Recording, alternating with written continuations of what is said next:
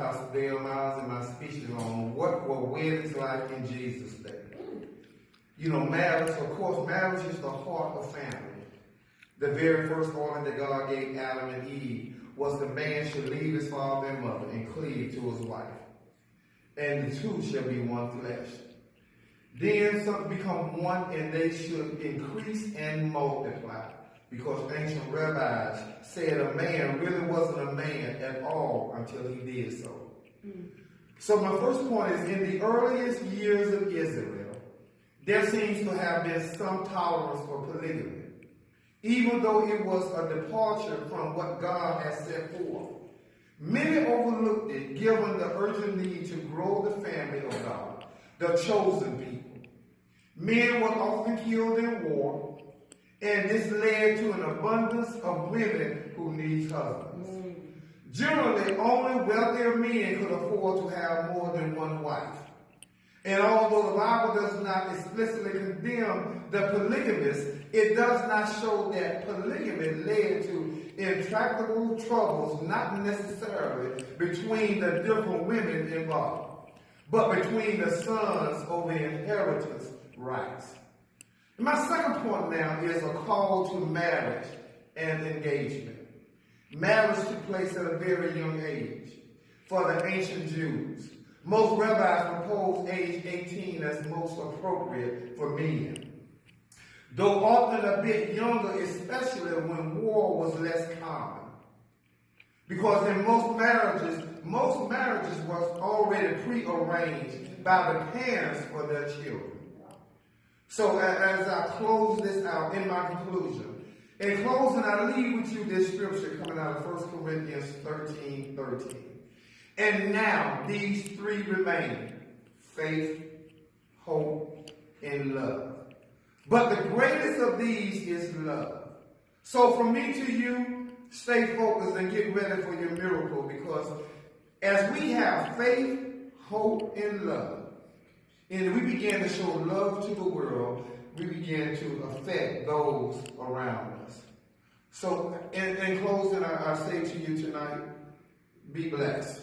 I say to you, marriage is one of the best things that you can ever do in your life when you find a special person. And I pray one day that that special person you will find. But as you prepare for that person, as you wait on that person, begin to pray about it, because one thing about God is not going to give you something that's half in it. But God wants to bless you. God wants to superimpose your life. God wants to do something great that's in your life. So this thing about marriage, you know, he said, leave father and mother and cleave to your wife, and the two shall be one flesh. Now, very seldom in marriage you find the two being one flesh, because one want to do this and the other want to do that. But now, today, if we're going to be effective in marriage, if we're going to be, we got to make sure that God is the center of our lives. God must be the center. And what happens so often, we get the two, but we leave out the third person, which is the Holy Spirit. So I want to ask you tonight, I want to tell you tonight, I want to beg you tonight, always allow the Holy Spirit to be a part of your life, because the only thing that we're going to be able to survive in this hour, when marriage is being attacked from the north, south, east, and west, is by allowing the Holy Spirit to be the center of our lives. Whether you're married or whether you're single, we all need the Holy Spirit in our lives. So I want to tell each one of you today, you know, as the scripture says, and now these three remains: faith, hope, and love. But the greatest of these is love. Because if you don't have love, you don't have anything. And that's why love is the first fruit of the Spirit. Because love, once you have love, you're able to do everything else behind it. You're able to have joy, peace, meekness, gentleness, long-suffering. You know, you're able to have the fruit of the Spirit. It's only one fruit, love. Everything else hinges on love. If you don't have love, it's like a sounding brass and a tinkling cymbal. And today, as I close again with my third closing, I want to just tell all of you, just take your time.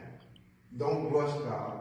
Don't rush into marriage. Don't rush your life into being with someone who's not equally yoked with you.